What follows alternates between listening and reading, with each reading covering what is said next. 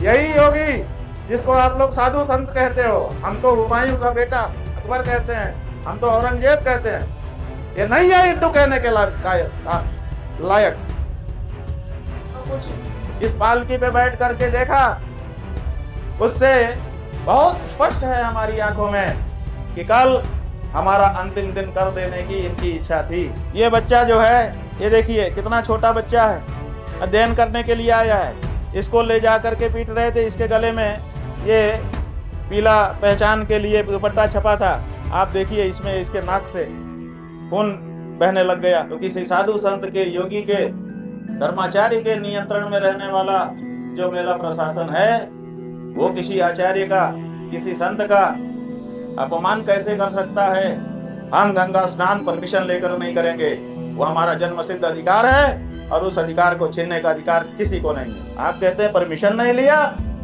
हम कह देना चाहते हैं कि अगर प्रशासन ये शब्दावली वापस नहीं लेता है कि साधु संत परमिशन ले, तो हम प्रशासन को यहाँ पर काम नहीं करने देंगे। 10-11 मार्च को चैत्र के कृष्ण पक्ष की शीतला सप्तमी और शीतला अष्टमी को दिल्ली में हम आमंत्रित करते हैं संतों को।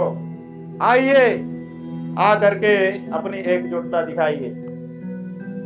यही योगी जिसको आप लोग साधु संत कहते हो, हम तो हुमायूं का बेटा अकबर कहते हैं, हम तो औरंगजेब कहते हैं।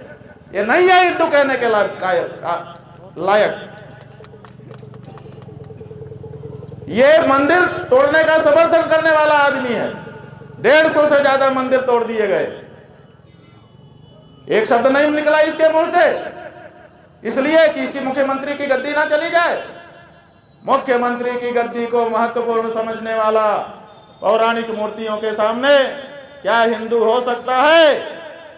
वो सत्ता लुलूप है, वो हिंदू नहीं है। ये देखिए एक चित्र है, ये एक महिला का चित्र है, सौम्या अग्रवाल, कमिश्नर प्रयागराज।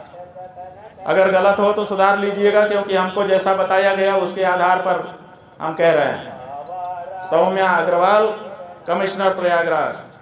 ये यहाँ की कमिश्नर हैं, मंडल अध्यक्ष हैं, बड़ी पदाधिकारी मानी जाती हैं। डीएम भी इनको रिपोर्ट करता है। अगर ये चाहती तो ये मौके पर मौजूद थी, हमने इनको सामने खड़ी हुई देखा था। ये चाहती तो सम्मानजनक तरीके से, अगर समस्या उत्पन्न भी हो गई थी, वैसे तो उत्पन्न ही नहीं करना चाहिए था। अगर मातहतों ने उत्पन्न कर दिया था तो बड़ा अधिकारी वहाँ पर मौजूद है, तो उसका ये कार्य है कि वो उसको संभाले। लेकिन 2-2.5 घंटे तक वहाँ पर हमारे लोगों को मारा पीटा जाता रहा और ये सबकी खड़ी होकर के गवाह बनती रही। ये कमिश्नर बनेंगी, बनाए रखो, तुम्हारी प्रिय होंगी, लेकिन हमारी आंखों से गिर गई। हम नहीं समझते कि ये कमिश्नर बनने लायक। इनका अपराध हम जो समझते हैं, प्रेस को भ्रामक और असत्य जानकारी देना, जो कि अब रिकॉर्डिंग पर है। हम बता देंगे कि कमिश्नर जैसे पद पर बैठ करके ये झूठ क्यों बोल रही है, और झूठ बोले भी क्यों ना। जब उत्तर प्रदेश का मुखिया ही झूठ बोलता है, कुंभ में इतनी भगदड़ बनी, इतने गरीब मारे गए, वो कहते हैं कोई घटना नहीं हुई, अफवाह पर ध्यान मत दें, अफवाह पर ध्यान मत दें। जब मुख्यमंत्री झूठ बोल सकता है तो उसका कमिश्नर झूठ बोले, इसमें क्या समस्या है? तो इन्होंने झूठ बोला, भ्रामक जानकारियां आपको दी और स्वयं उपस्थित रहते हुए भी सम्मानजनक तरीके से समस्या का निदान नहीं किया। इनका दोष हम समझते हैं। ये दूसरा चित्र देखिए, ये एक चित्र है।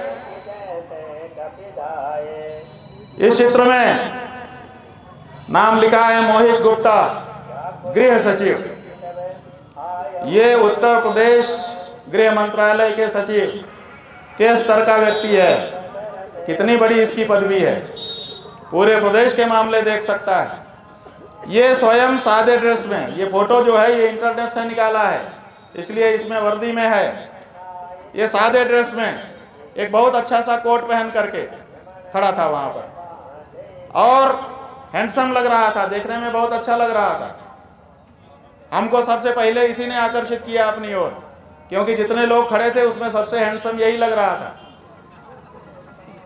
और फिर हमने क्या देखा, पहली बार हमने अपनी नज़रों से बहुत सारे वाकये हम भी देख चुके हैं, पुलिस को भी देख लिया है, मार पिटाई भी देख ली है, पुलिस ने हमको भी 15 में मारा था वो भी देख लिया है, सब कुछ देखा है हमने, अनुभवी हम भी है थोड़े थोड़े। लेकिन हमने ये नहीं देखा कि कोई बड़ा अफसर स्वयं अपने हाथ से बालकों को, दंडी सन्यासियों को, बच्चों को मार रहा हो। और हमने ये देखा कि ये गृह सचिव अपने हाथ से उनके गले को पकड़ करके और ये जो कोहनी है इससे मार रहा था, कभी ऐसे करके मार रहा था, कभी ऐसे करके मार रहा था। हमने तो, हमारे पास कैमरा नहीं होता है, वीडियो नहीं बनाया है, आंखों में हमारे वीडियो बना हुआ है, कभी नहीं भूलेगा। ऐसा भी नहीं है कि वीडियो नहीं बना है, बहुत सारे लोगों ने वीडियो बनाया भी है। और आज तक का जो चैनल है, आज तक के चैनल ने जो पहला वीडियो प्रसारित किया है उसमें वही व्यक्ति मारते हुए दिख भी रहा है, ऐसा नहीं है कि हम झूठ बोल रहे हैं। ये गृह सचिव है। और जिन लड़कों को हमारे अंदर ले जाके मारा पीटा गया था उसकी कहानी हम बता रहे हैं।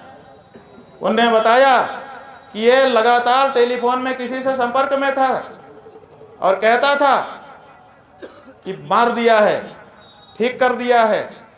और फिर ये भी कहा एक बार कि बॉस कह रहे हैं कि बाइट, मतलब यहाँ के अफसरों की बाइट चाहिए थी ऊपर किसी को।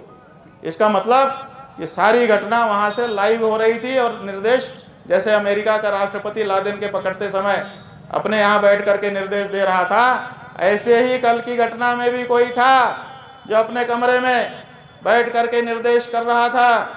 अमेरिका तो कमरे की वो तस्वीरें जारी करता है, क्या भारत जारी करेगा? क्या भारत के मीडिया में इतना दम है कि इस बात को पकड़ सके? शायद नहीं है। ये जो मोहित गुप्ता है बंधुओं, हो सकता है नाम गलत हो, आप लोग करेक्ट कर लीजिएगा, चेहरा यही है। ये जो व्यक्ति है, बताया लोगों ने कि आदित्यनाथ जी का विशेष सचिव है। ये सादे ड्रेस में था, निर्देश लोगों को निर्देश यही दे रहा था।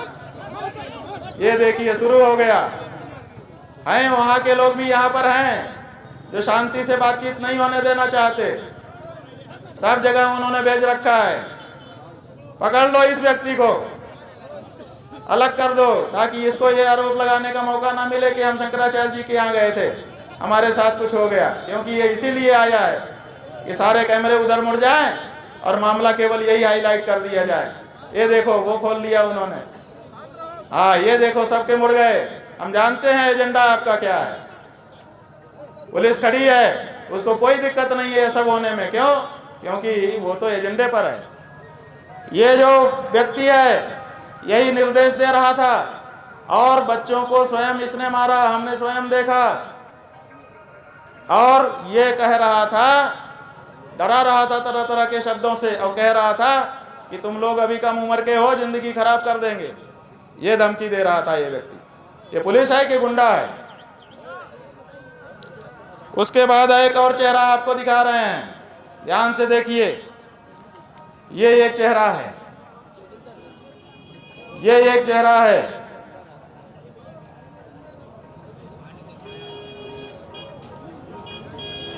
ये जो व्यक्ति है जोगेंद्र कुमार, पुलिस आयुक्त प्रयागराज, ऐसा बताया है हमको लोगों ने।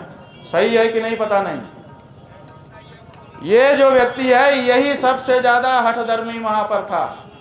अगर किसी ने बात को बिगाड़ा यही व्यक्ति था। बहुत ही हठधर्मी, बहुत ही दुष्ट प्रकृति का। और यही अनाउंसमेंट बार बार तरह तरह की करके हमको आक्रोश में लाना चाहता था। इसी ने कहा था कि बड़ी गर्मी चढ़ी है, अभी उतारता हूं। किसको गर्मी चढ़ी थी? ये कहता है बड़ी गर्मी चढ़ी है, अभी उतारता हूं। एक बार तो अच्छा मौका आया, ये अनाउंसमेंट कर रहा था कि तरह तरह के आरोप लगा रहा था कि आपका ये अपराध है, ये अपराध है, ये अपराध है, कह रहा था। तो हमने कहा भैया तुमने अपना पक्ष कह लिया, जरा हमको तो हम भी अपनी बात बता। तो कहता है ये माइक हमारे लिए है, आपके लिए नहीं है, तुम्हारे लिए नहीं है। तो हमने कहा चलो भाई, तुम्हारा प्रशासन का माइक अगर हमारे लिए है ही नहीं है तो कोई बात नहीं। और दूसरा एक अच्छा मौका आया, ये अनाउंसमेंट कर रहा था कि जहाँ पर बहुत भीड़ है वहाँ पर इन्होंने अपना रथ खड़ा कर दिया है, जिसके कारण पब्लिक को बड़ी दिक्कत हो रही है। हालांकि वहाँ नहीं हो रही थी, वो तो एक कोने में था स्थान। तो हमने उससे कहा कि अगर दिक्कत हो रही है तो जवानों को कह कि वहाँ खड़ा करवा दो जहाँ खाली है। हमने क्या गलत प्रस्ताव किया? अगर इनको हमको बात भी करना था तो पहले आके यही तो कहना चाहिए था, महाराज जी जरा इधर कर लें, थोड़ा बात करनी है, तो ये एकांत में ले जाते, ये समस्या ही ना उत्पन्न होती। कोई भी व्यवहारिक पुलिस वाला होता तो यही करता कि पहले वो कहता महाराज जी जरा इधर कर लें, अपने को थोड़ी बात करनी पड़ेगी व्यवस्था के संबंध में, तो हम मना कर देते, ले जाता एकांत में एक जगह पे खड़ा कर लेता, फिर जो भी होता। इन्होंने बीच रोड पे खड़ा किया और फिर हमारे ऊपर आरोप लगाने लगे। जो स्वामी जी यहाँ पर 9 बजे अपने रथ और पालकी से आए थे और उन्होंने पंडलपुर बैरियर 2 जो बंद था आज हमारा पंडलपुर 2, उसको तोड़ करके यहाँ तक आ गए थे संगम रोड पर, और वहाँ 200 लोगों के साथ थे और उन्होंने अपने रथ और पालकी के साथ संगम पे जाने के लिए 200 लोगों को लेकर आए थे। और यहाँ पर जब पुलिस ने उनको रोका तो वो वापसी मार्ग पर जाकर के खड़े हो गए और वापसी मार्ग पर ही रहे कंटिन्यूअसली अपने रथ और पालकी के सहित। लगभग 3 घंटे तक अव्यवस्था बनी रही यहाँ पे संगम लॉज पर। संगम लॉज पर उस समय बहुत भारी भीड़ थी और उस समय श्रद्धालु महिलाएं, छोटे बच्चे, बुजुर्ग श्रद्धालु आए हुए थे और उस समय मेले का पीक चल रहा था। लगभग आज करोड़ों लोग श्रद्धालु आज संगम में स्नान किए हैं। हमारा इतना ही कहना है कि जो कल्पवासी है, जो संत है, जो साधु है, उनके प्रति हमारी पूर्ण संवेदना है। पूर्ण रूप से हम लोग उनके प्रति जो है पूरी श्रद्धा रखते हैं हम लोग, हमारी पूरी टीम। और हम लोगों ने इन्होंने जो स्वामी जी ने आकर के 200 लोगों के साथ आकर के पहले बैरियर तोड़ा और फिर यहाँ आकर के जो इनका पालकी और रथ है उसको लेकर के संगम पे जाने की उस समय जिद करने लगे, जिस समय संगम पे बहुत अधिक भीड़ थी और एक तिल रखने को भी जगह नहीं थी। बार बार इनसे निवेदन किया गया कि आप जो है इसे बिना पालकी के या बिना रथ के, आज कोई परंपरा नहीं थी, किसी का भी वीवीआईपी या वीआईपी ट्रीटमेंट किसी को भी नहीं दिया जा रहा था। आज पूरी तरह से वीआईपी स्नान पर पूरी तरह से प्रतिबंध था बिकॉज ऑफ मौनी अमावस्या और बहुत ज्यादा भीड़ होने की वजह से। लेकिन ये अपनी जिद पे अड़े रहे और अपनी पालकी और रथ के साथ ही 200 श्रद्धालुओं के साथ वहां पर जाने की कोशिश कर रहे थे। बाकी जो लोग आ रहे थे यहाँ पे, वो लोग सभी लोग अपना पैदल आ रहे हैं और अपना स्नान करके जा रहे हैं। लेकिन ये बहुत अव्यवस्था लगभग 3 घंटे इन्होंने रखी। इसी अव्यवस्था की वजह से जो है फिर हम लोगों ने इनको बताया कि भाई आप रथ और पालकी के साथ नहीं जा सकते, बल्कि आप जो है अपने साथियों के साथ चले जाएं, स्नान कर लें। लेकिन बार बार रिक्वेस्ट और निवेदन करने के बाद भी ये माने नहीं। ये इस संबंध में हमें यह कहना है कि इन्होंने जो बैरियर तोड़ा और यहाँ जो पुलिस के साथ धक्का मुक्की की, उसके संबंध में हम वैधानिक कार्रवाई करेंगे। फिर क्या हुआ कि हमने कहा कि उठवा करके वहां रख दो, तो बड़े अच्छे से कहा, हमको याद रहेगा कि पुलिस के कंधे इसके लिए नहीं बने हैं। बड़े गजब डायलॉग के अंदाज में कहा कि पुलिस के कंधे इसके लिए नहीं बने हैं। और फिर थोड़ा सा ऐसा शब्द कहा जो अच्छा नहीं लगेगा हमारे स्वयं के, हमारे लिए है, कुछ गाली सा बोल करके कि तुम्हारे लिए नहीं, इस तरह का था। तो हमको लगा कि अरे वाह, पुलिस के कंधे थोड़े छोटे मोटे कामों के लिए नहीं है, बड़े कामों के लिए है। और बाद में जब पुलिस वाले हमको लेकर के यहाँ तक आ गए, यहाँ से घुमाते वहाँ से घुमाते, तो हमको उसकी बात याद आती रही रास्ते में कई बार कि कहता था कि पुलिस के कंधे इसके लिए नहीं है, और यही कर रहे हैं पुलिस वाले। ये जो बंधु था, इसी ने कहा कि इसके साथ के सबको हटाओ और इसे नीचे उतारो। पहला आदेश इसी ने कहा था कि इसके साथ के सबको हटाओ और इसको नीचे उतारो, ये व्यक्ति। उसके बाद 2 लोग और हैं, एक ये चेहरा है, ये देख लीजिए, मध्यम कदकाठी का एक गोलमोल सा व्यक्ति, जैसे हमारे ये पत्रकार बंधु हैं लगभग इन्हीं की कदकाठी का। बताया गया कि ये यहाँ का जिलाधिकारी है, मनीष कुमार वर्मा। हाँ, इस साइड भी देख लो भैया। ये मनीष कुमार वर्मा, नाम गलत हो सही करवा दीजिएगा, जिलाधिकारी प्रयागराज। ये भी वहाँ पर उपस्थित थे। जिलाधिकारी एक सम्मानित पद होता है, जिम्मेदार पद होता है। आशा की जाती है, राष्ट्रपति आशा करता है कि हम जिलाधिकारी के माध्यम से पूरे जिले पर नियंत्रण रखेंगे। ये लोग राष्ट्रपति को रोज आख्या भेजते हैं। ये वहाँ स्वयं उपस्थित थे। क्या इनको अपने विवेक शक्ति का प्रयोग करते हुए इस तरह के मामले पैदा होने देने चाहिए था, जिससे पूरे प्रदेश और पूरे देश में कोलाहल मचे? निश्चित रूप से ये जानबूझ करके ऐसा कर रहे थे। अगर ऊपर से इनको कहा गया था तब तो ठीक, तब तो आपके अच्छे सिपाही हैं, जो आप कहते हो करते हैं, आज्ञाकारी हैं। आज्ञाकारी भी अच्छा माना जाता है कुछ मामलों में। लेकिन अगर ये आपको खुश करने के लिए कर रहे थे तो आपके खुश होने से नहीं चलेगा। आपकी बड़ी किरकिरी भी इस मामले से हुई है। जो सिंधु सनातनी जनता है उसने आपके अपने शंकराचार्य के अपमान को अच्छे से नहीं लिया है। अभी तक हिंदू सनातनी जनता ने ये अधिकार पुलिस प्रशासन को और सरकारों को नहीं दिया है कि वो हम आचार्यों का अपमान करने की शक्ति प्राप्त कर लें। तो इनकी गलती यह है कि प्रेस में इन्होंने असत्य बातें, भ्रामक बातें फैलाई और मौके पर मौजूद रहने के बावजूद इन्होंने ऐसा कोई उपाय नहीं किया जिससे ये घटना इतनी बड़ी न बनती, बात का बतंगड़ न बनता। और बंधु, अब जो चित्र हम दिखा रहे हैं, जैसे किसी मैच में मैन ऑफ मैच होता है, मैन ऑफ द मैच, जैसे किसी फिल्म में खलनायक होता है, समझ लो वो चित्र हम दिखा रहे हैं। ये देखिए, ये व्यक्ति, ये जो व्यक्ति है, ये असली व्यक्ति है। इसी ने सबसे पहले आके हमारी पालकी रोकी। इसी ने जब अंदर हमारे शिष्य ले जाए गए पुलिस द्वारा पकड़ के घसीट के, इसी ने उनको सबको मारा। अगर ये लोग चोटिल हैं, जितने लोग चोटिल हैं लगभग सब इसी की मार से चोटिल है। यही सबको मार रहा था अंदर जाके। जो ले जाया जाता था उसी को ये मारता था और बेरहमी से मारता था। इसका नाम बताया है, पहले बताया शक्ति और बाद में बताया कि कोई विनीत सिंह है। ये सीओ पद पर बताया जा रहा है। चेहरे से ही आप लोग जान जाएंगे, अगर जानते हो तो बता दीजिए, नहीं तो कोई बात नहीं है, चेहरा तो पक्का यही है। ये जो व्यक्ति है यही मारपीट कर रहा था, बुरा बर्ताव कर रहा था, मुंह से गालियां निकाल रहा था और सबसे बड़ी बात, इसने लात से मारे, इसने घूंसा मारा, इसने गिरा गिरा करके मारा, इसने छड़ी छीन करके हमारे ब्रह्मचारी की उस छड़ी से इनको मारा।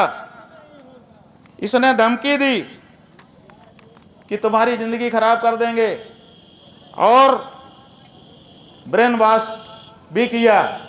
हमारे एक दंडी सन्यासी को कहा कि डंडा लेकर के क्या घूम रहे हो, कुछ पढ़ो लिखो, बर्बाद हो जाओगे। ये कौन होता है ये बताने वाला किसी को कि कौन कैसे बर्बाद होगा और कौन कैसे? क्या इसके लिए इसको यहाँ पे खाकी कपड़ा पहना करके भेजा गया है कि ये सन्यासियों को उपदेश दे?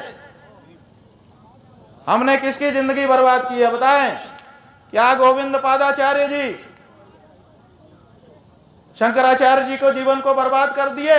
8 साल की उम्र में उन्होंने सन्यास उनको दे दिया था।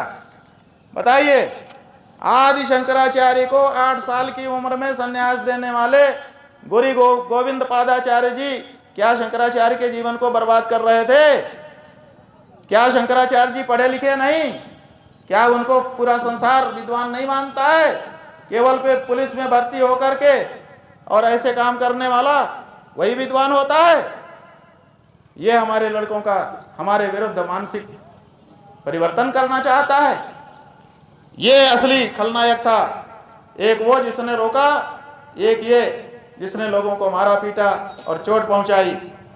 बहुत बड़ा अपराध किया है इन्होंने। सब लोगों की मेडिकल हो गई है, 3 लोग भर्ती थे, उनका प्राथमिक उपचार हुआ है, अभी और उपचार चलेगा। ये हमारे 54 वर्ष के महात्मा, इनको हम जानते भी नहीं हैं। ये तो भीड़ में कहीं से सम्मिलित हो गए थे, हमारा ये पीला दुपट्टा बांध लिया था गले में इन्होंने मांग के। यही इनका दोष है। कहाँ से आए हो? मध्य प्रदेश से आए, पिपरिया से। पिपरिया हमारा कार्यक्रम था, वहाँ इन्होंने हमको देखा होगा तो आ गए। अब ये जो है ये मार खा के पड़े हैं। सब लोगों की मेडिकल रिपोर्ट सब तैयार हो गई है। पुलिस हमारी रिपोर्ट लिखेगी नहीं, हमने ईमेल से उनको रात को भिजवा दिया है। हमको पता है कि वो नहीं लिखेंगे, बायस्ड हैं। एक बात हम जरूर यहाँ कहना चाहेंगे कि जो बिना स्टार की पुलिस, जो 1 स्टार 2 स्टार और 3 स्टार वाली पुलिस वहाँ थी, उसमें से अधिकांश बड़े विनम्र थे और वो परिस्थितियों से दुखी दिखाई दे रहे थे, उनके चेहरे हम देख रहे थे। ये जितना काम हो रहा था बड़े बड़े लोगों के द्वारा हो रहा था। उसके बाद वाली जो रैंक थी वो सब इस दृश्य को देख करके मर्माहत दिखाई दे रहे थे, उनके चेहरे पे एकदम दुख दिखाई दे रहा था। 1-2 के तो हमने देखा आंख में आंसू भी थे, हालांकि वो काम उन्हीं का कर रहे थे, पकड़ दकड़ के ले जा रहे थे, लेकिन हम देख रहे थे कि जो घसीटते हुए ले जा रहे थे उनका तरीका अलग था, और बाकी पुलिस भी ले जा रही थी लेकिन तरीके से पकड़ के ले जा रही थी। बल पूरा लगा करके उनको कब्जे में करके फिर ले जा रही थी, और बाकी तो घसीटते हुए बाल पकड़ के घसीटते ले जा रहे हैं, बाँह पकड़ के घसीटते ले जा रहे हैं, बीच में लात भी मार दे रहे हैं, गिरा के पटक भी दे रहे हैं। लेकिन जो नीचे रैंक की पुलिस थी, इसीलिए कभी कभी लगता है कि भगवान बहुत बड़ा ना बनाए, क्योंकि बहुत बड़ा बनने में बहुत पापी बनना पड़ता है। कल हमने देखा। तो खैर, जो हमने देखा था हमने वो आपको बता दिया, जो कल की घटना थी वो हमने बता दी। हम चाहेंगे कि प्रशासन की ओर से, जनता की ओर से जो भी प्रश्न हो विस्तार से आप हमसे एक एक करके पूछ लें। कोई भी प्रश्न निरुत्तरित नहीं होना चाहिए। इस प्रेस कॉन्फ्रेंस से सबके प्रश्नों का उत्तर हो जाना चाहिए।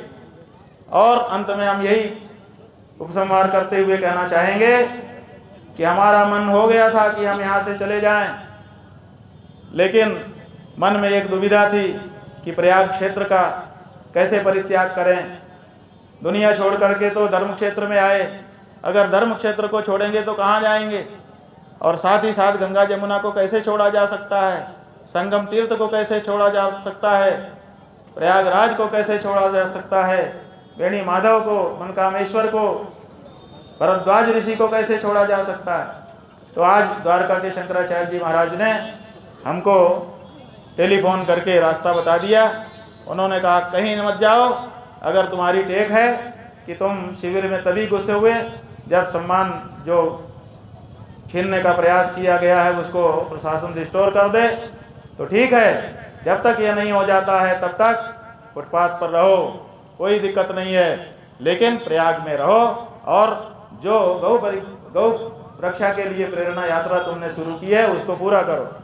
तो हम यहाँ पर हैं, हमारी जो प्रेरणा यात्रा 5000 शिविर के सामने जाकर के होने वाली है वो कंटिन्यू रहेगी। हम कोशिश करेंगे, प्रयास करेंगे कि सब शिविरों के सामने जाएं, सब संतों से संवाद करें। और एक बात और बताएंगे, भेद डालने का प्रयास कैसे हो रहा है। पहले तो 2 तरह के दृश्य दिखा दिए कि एक लोगों को कारपेट बिछा रहे हैं और एक लोगों को कह रहे हैं कि ये नहीं होने देगा। और एक बात, ये जो पुलिस वाला है जो सबको मार रहा था, जिसको हमने कहा खलनायक, हाँ ये जो पुलिस वाला है, ये इस पुलिस वाले ने अंदर जा करके जब हमारे लोगों को अपराधियों की तरह से जमीन में उकड़ों बैठा के और स्वयं कुर्सी पे पांव चढ़ा करके और पांव का जूता जो है हमारे व्यक्ति के चेहरे के सामने ला करके जब नाम पता पूछ रहा था और धमकियां दे रहा था, उस समय इसने कहा कि मैं पुरी के शंकराचार्य जी का शिष्य हूं, उनसे मैंने श्री विद्या दीक्षा ली है। ऐसा कहने की उसको क्या जरूरत थी, हमने रात भर विचार किया। इसका मतलब है कि पुरी के शंकराचार्य जी और हमारे बीच में ये भेद डालना चाहता था, भेद नीति का प्रयोग कर रहा था। लेकिन हम आपको स्पष्ट कर देना चाहते हैं कि पुरी के शंकराचार्य जी और हमारे बीच में कोई भेद नहीं डाल सकता, क्योंकि हम सदा से एक थे और एक हैं। हमारी उनकी परस्पर की नाराजगी वो हमारी उनकी परस्पर की है, लेकिन तीसरे को उसमें प्रवेश का कोई अधिकार नहीं है। पुरी के शंकराचार्य जी के एक शिष्य 3 बार रात को हमारे पास आए और उन्होंने कहा महाराज जी चिंतित हैं कि आपने कुछ खाया कि नहीं खाया कि नहीं खाया कि नहीं। उनके हृदय के प्रेम को आप क्या समझोगे, हम समझते हैं। 40 वर्षों से उनके सानिध्य में हम रहे हैं, उनके चरणों की सेवा हमने की है, उनका प्यार हमने पाया है। इसलिए खबरदार जो कोई राजनीति पार्टी, खबरदार जो कोई प्रशासन, खबरदार जो कोई विभाग हम चारों शंकराचार्यों के बीच में कोई भेद डालने का प्रयास करे। तुम शंकराचार्यपुरी के शिष्य नहीं हो सकते। अगर भूल से दीक्षित हो भी गए हो तो जिस समय तुमने एक सब किया उसी समय तुम्हारा शिष्य तो समाप्त हो गया। अब आप, हाँ, कुल 35 लोगों को इन्होंने डिटेन किया था और कुल 15 लोगों का मेडिकल हुआ है, जिनमें से 3 को भर्ती करना पड़ा था। ये आंकड़ा है। असल में 2 तरह के संत मान रहा है यहाँ का प्रशासन। एक जो चापलूसी करे, जो गलत को भी जी बहुत बढ़िया कहे, और एक जो सच बोल दे। तो सच बोल देने वाले को संगम स्नान से रोका जाएगा और चापलूसी में ठकुर सुहाती कहने वालों को भेजा जाएगा। ये जो प्रशासन की नीति है कि संतों को 2 फाड़ में बांटो, ये सही नहीं है। हम इसका विरोध करते हैं। इसलिए भेद बुद्धि रखने वाला प्रशासन यहाँ का दायित्व संभालने के अर्ह नहीं है, इसको बदला जाना चाहिए। बंधुओं, एक बात हम बड़ी मार्मिक बताना चाहेंगे कि कल हमारी मृत्यु हो जाती, जो हमने पूरा दिन भर का परिदृश्य देखा, सवेरे 9 बजे से यहाँ से निकले थे, 9:47 पर पत्रकारों ने बताया है सीसी फुटेज देख करके कि 9:47 पर वहाँ पर हमारी पालकी को रोक दिया गया था।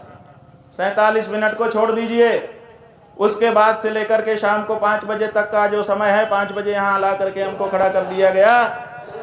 इतनी देर में हमने जो कुछ इस पालकी पे बैठ करके देखा, उससे बहुत स्पष्ट है हमारी आंखों में कि कल हमारा अंतिम दिन कर देने की इनकी इच्छा थी, इनकी योजना थी कि इनको पालकी से उतारो। बार बार हमारे ऊपर यही जोर डाला जा रहा था कि पालकी से उतरो, पालकी से उतरो, पालकी से उतरो। पालकी से उतरने की इतनी बड़ी जिद क्यों? क्योंकि जैसे ही हम पालकी से उतरते, उनके 150-200 सादे जवान खड़े थे चारों तरफ। वो लोग भीड़ बन करके आते, धक्का मुक्की शुरू करते। वीडियो में जनता को दिखता कि पब्लिक धक्का मुक्की कर रही है, और उसी में हमको पटक करके मार दिया जाता, 2-4 और को मार दिया जाता, और सारा दौड़ मच दिया जाता कि शंकराचार्य के कारण भगदड़ हुई और लोग मारे गए। आज आपकी हेडलाइन में यही होता जैसे कुंभ में हुआ था। बंधुओं, हम इस टेक को कायम रखेंगे। जब भी मेला आयोजित होगा, मेले में आएंगे, लेकिन रहेंगे फुटपाथ पर। तब तक शिविर में प्रवेश नहीं करेंगे जब तक जो अपराध कल यहाँ के प्रशासन के द्वारा किया गया है उसको स्वीकार करते हुए उसकी सार्वजनिक क्षमा याचना नहीं कर ली जाती है। और हम ये बताना चाहेंगे बंधुओं, हम चाहते तो यहीं पर संत सम्मेलन बुलाते। आप जो भेद की नीति दिखा रहे हैं कि कुछ संतों को आप सुविधा देंगे, कुछ का अपमान करेंगे, इससे संत 2 फाड़ हो जाएंगे। संत कभी 2 फाड़ नहीं है, हम सब एक हैं। लेकिन हम यहाँ उस चीज को नहीं दिखाएंगे। यहाँ तो हमने गौ रक्षा प्रेरणा यात्रा प्रारंभ की है, उसको जारी रखेंगे। कैंप जाएंगे और गौ माता के लिए जो संकल्प प्रेरणा हम संतों को दिला रहे हैं उसको दिलाते रहेंगे। और अभी तक तो हम पैदल नंगे पांव जा रहे थे, अब पालकी में ही जाएंगे।